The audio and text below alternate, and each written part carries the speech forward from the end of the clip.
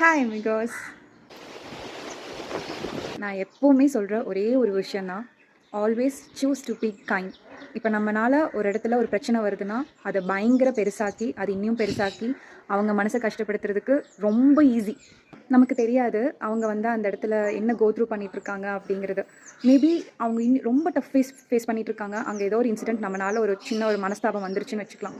இப்போ நம்மளும் அவங்களோட சுச்சுவேஷன் எதுவுமே தெரியாமல் அவங்கள இன்னும் நம்ம ரொம்ப ஹர்ட் பண்ணியிருக்கோம்னு வச்சுக்கலாம். அப்போ அவங்களுக்கு அந்த டே ஃபுல்லாமே ஐயோ நமக்கு இப்படி ஆயிடுச்சுன்னு சொல்லி அவங்களும் ஒரு வருத்தத்திலேயே இருப்பாங்க.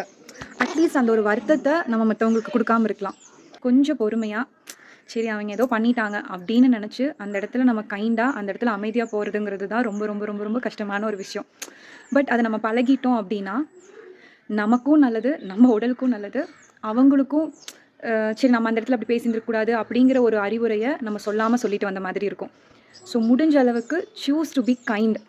நன்றி, வணக்கம். என்னோட இன்னொரு வீடியோவில் சந்திக்கலாம்.